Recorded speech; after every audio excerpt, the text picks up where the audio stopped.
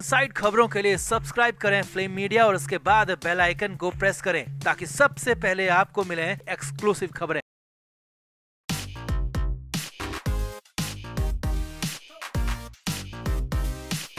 तो उद्धव ठाकरे की पार्टी से एक साथ कई बड़ी खबरें आ रही है और सबसे बड़ी खबर ये है कि उद्धव ठाकरे की पार्टी एक बार फिर से दो धड़ों में बट गई है। जी हाँ, बीएमसी चुनाव को लेकर काफी विवाद उद्धव की पार्टी के बीच में चल रहा है, क्योंकि उद्धव ठाकरे ने एक तरह से सरेआम ऐलान कर दिया है कि उनकी पार्टी बीएमसी चुनाव में अकेले उतरेगी। कांग्रेस और शरद पवार का साथ नहीं छोड़ना चाहते, इसीलिए उद्धव की शिवसेना में दो फाड़ की खबरें आ रही है। आधी पार्टी अकेले चुनाव लड़ने को तैयार है, जबकि राउत का गुट कांग्रेस और पवार के साथ ही रहना चाहता है। अब हंगामा इतना बढ़ गया कि पार्टी के बड़े नेता को मीडिया के सामने आकर सफाई तक देनी पड़ी। तो क्या वाकई में उद्धव की पार्टी में एक बार फिर से दो फाड़ हो गई है? आपको भी अंदर की पूरी खबर दिखाते हैं। आप भी वीडियो को शेयर करें और अपनी राय कमेंट बॉक्स में जरूर दें।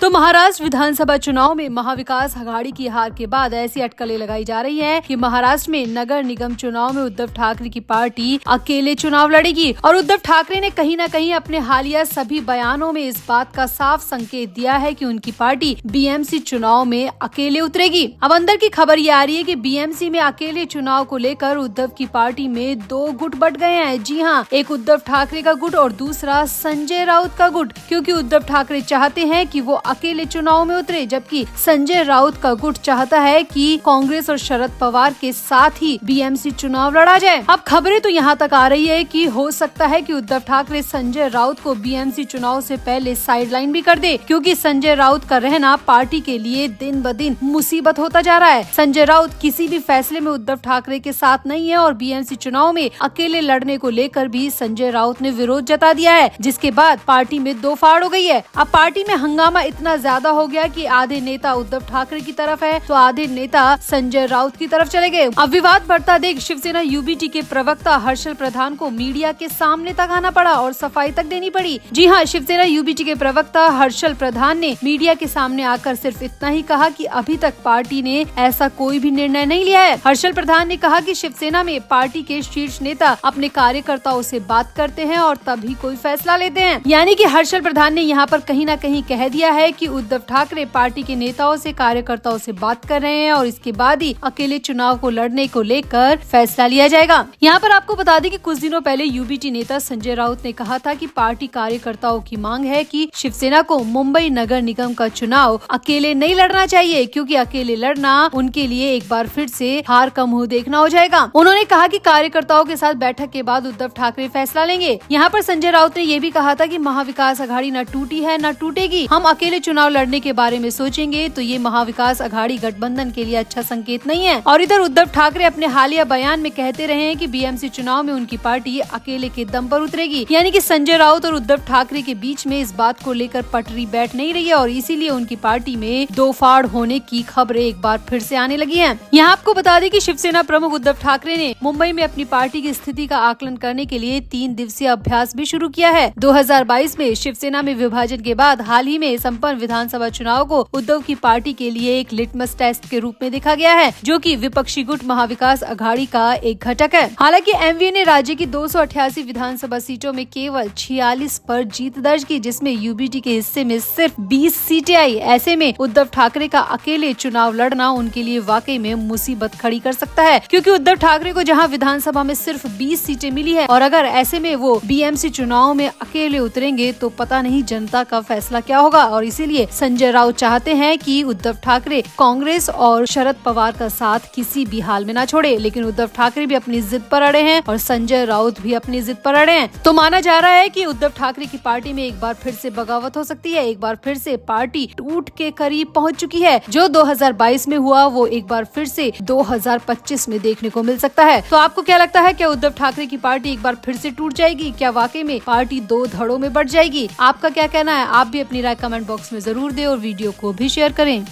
तो देवेंद्र फडणवीस ने सरकार के विभाग बंटवारे के बाद सभी मंत्रियों को बंगला भी आवंटित कर दिया है, जिसके बाद मुंबई के सियासी गलियारे में रामटेक बंगला एक बार फिर से सुर्खियों में आ गया। सरकार की तरफ से ये बंगला कद्दावर मंत्री चंद्रशेखर बावनकुले को दिया गया है, लेकिन बावनकुले ने इसमें रहने से साफ मना कर दिया। सामने आया कि बावनकुले ये बंगला लेना ही नहीं चाहते। बावनकुले ने साफ साफ कह दिया कि उन्हें मरना नहीं है, वो अपने घर में रह लेंगे, लेकिन इस बंगले में किसी भी कीमत पर नहीं रहेंगे। तो मुंबई के सबसे पॉश इलाके में मालाबार हिल्स की गिनती होती है और इसी मालाबार हिल में ये रामटेक बंगला स्थित है। यहाँ आपको बता दें, मालाबार हिल को मुंबई की रानी भी कहा जाता है। मालाबार हिल में फिल्म इंडस्ट्री और देश के बड़े बड़े उद्योगपतियों का घर है। यहीं पर स्टेट बैंक ऑफ इंडिया के चेयरमैन का भी घर है। राज्य के राज्यपाल के लिए भी यहाँ घर बनाया गया है और रामटेक बंगला भी मालाबार हिल में स्थित है। साल 2010 में 43 लाख रुपए खर्च कर इस बंगले को सजाया गया था। तब ये बंगला खूब सुर्खियों में आया था। ये बंगला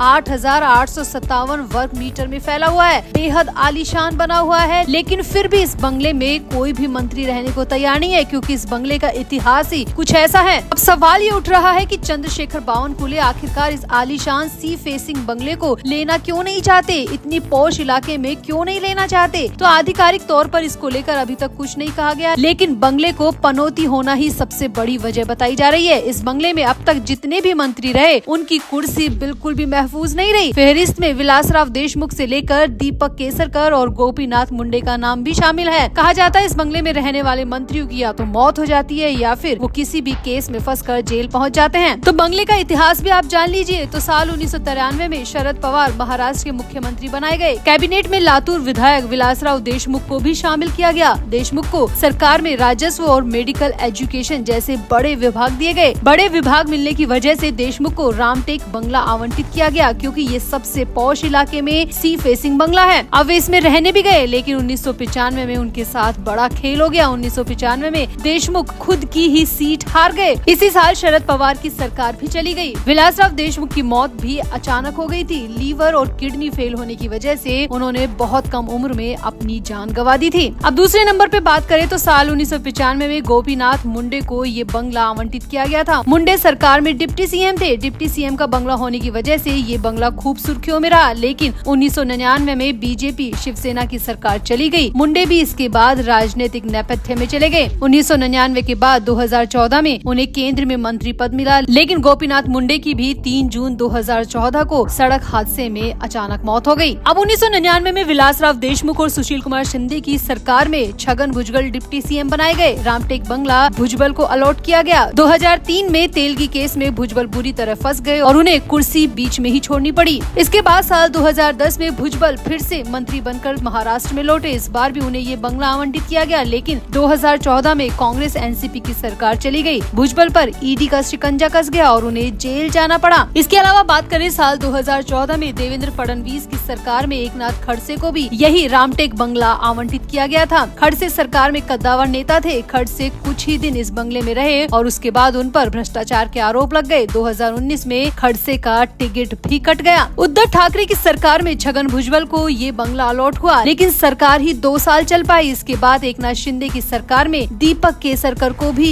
रामटेक बंगला ही दिया गया। शिवसेना के फायर ब्रांड नेता केसरकर विधानसभा चुनाव जीतने के बाद भी फडणवीस कैबिनेट में शामिल नहीं किए गए, इसीलिए इस बंगले को कहीं न कहीं पनौती और मनहूस बंगला कहा जाता है। अब चर्चा है कि चंद्रशेखर बावनकुले इसी वजह से इस बंगले में शिफ्ट नहीं होना चाहते। उनको डर है या तो उनकी जान चली जाएगी या फिर उनसे मंत्री पद छिन जाएगा। इसीलिए खबरें आ रही है कि बावनकुले ये बंगला मंत्री पंकजा मुंडे से बदलना चाहते हैं। अगर सब कुछ ठीक रहता है तो पंकजा मुंडे को ये बंगला अलॉट किया जा सकता है, क्योंकि पंकजा मुंडे के पिता गोपीनाथ मुंडे भी इसी बंगले में रहे थे और कहीं न कहीं पंकजा का इस बंगले से इमोशनल कनेक्शन भी हो सकता है। इसीलिए हो सकता है कि बावनकुले पंकजा मुंडे के साथ अपना ये बंगला बदल ले। आपको बता दें, पंकजा मुंडे विधान परिषद की सदस्य है, जिन्हें फडणवीस कैबिनेट में ओबीसी और महिला कोटे से शामिल किया गया है। पंकजा के पास पर्यावरण और पशु कल्याण विभाग है। फिलहाल ये तो सामने नहीं आया कि पंकजा मुंडे इस बंगले में रहेंगी या नहीं रहेंगी, लेकिन ये साफ हो चुका है कि बावनकुले इस रामटेक बंगले में रहने को बिल्कुल भी तैयार नहीं है। तो ये पोश बंगला, सी फेसिंग बंगला किसी भी मंत्री को रास नहीं आ रहा है, क्योंकि सबको अपनी जान और पद गंवाने का डर सता रहा है। तो आपका रामटेक बंगले के इस इतिहास को लेकर क्या कहना है? आप भी अपनी राय कमेंट बॉक्स में जरूर दें और वीडियो को भी शेयर करें।